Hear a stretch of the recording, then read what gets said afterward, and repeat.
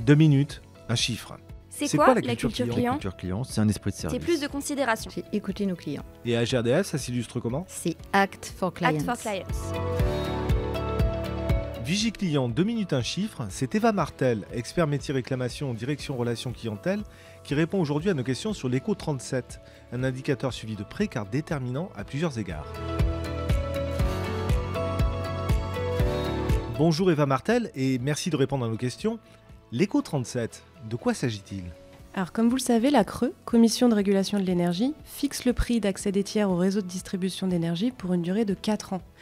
Le prochain tarif de GRDF, dit ATRD7, entre en vigueur le 1er juillet 2024. Pour garantir un haut niveau de performance, la CRE accompagne ces tarifs imposés de différents indicateurs de qualité de service. Dans le cadre de l'ATRD7, la CRE a fait évoluer un de ces indicateurs, celui du délai de traitement des réclamations, qui doit être désormais réalisé en moins de 15 jours, quel que soit le type de réclamation. C'est ce que nous appelons en interne l'écho 37. Il faut savoir que cet indicateur est incité, c'est-à-dire qu'il est basé sur un système de bonus et malus en fonction de l'atteinte ou non de l'objectif. Il a donc un impact important sur la performance de GRDF, mais aussi un impact financier sur l'entreprise. Il implique donc tous les collaborateurs de GRDF. Oui, on comprend l'importance de cet indicateur. Mais comment est-il calculé? C'est un calcul assez simple qui consiste à faire la somme de toutes les réclamations confondues, traitées donc en moins de 15 jours calendaires et quel que soit le canal d'arrivée, par téléphone, par courrier, directement par le fournisseur ou via notre site internet. Ce nombre, il est ensuite divisé par le nombre de réclamations traitées. Il est calculé mensuellement, tout comme la somme des bonus ou malus associés. Il faut savoir que par écart de points, on peut avoir un bonus ou un malus de 8 000 €.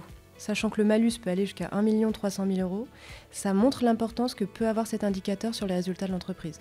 Merci Eva Martel. Mais quelles sont les perspectives de résultats concernant cet indicateur? Pour l'année 2024, l'objectif est fixé à 93% et ce taux est progressif sur toute la période de 4 ans de la TRD7 pour atteindre en 2027 96%. C'est un objectif ambitieux puisqu'avant ça, le délai de traitement pouvait aller jusqu'à 30 jours pour certaines typologies de réclamations. Mais ça reste un objectif atteignable puisqu'on constate une réelle amélioration dans ce délai de traitement. Toutes les régions ont fait évoluer leur organisation et progressent vers cet objectif des 93%, et certaines l'atteignent déjà. Il faut malgré tout rester vigilant parce qu'il faut maintenir cette dynamique dans la durée, ce qui n'est pas simple, d'autant plus que l'objectif est de plus en plus ambitieux chaque année. Des actions de sensibilisation et d'accompagnement sont engagées pour permettre à chaque métier et à chaque collaborateur d'être impliqué dans cette démarche.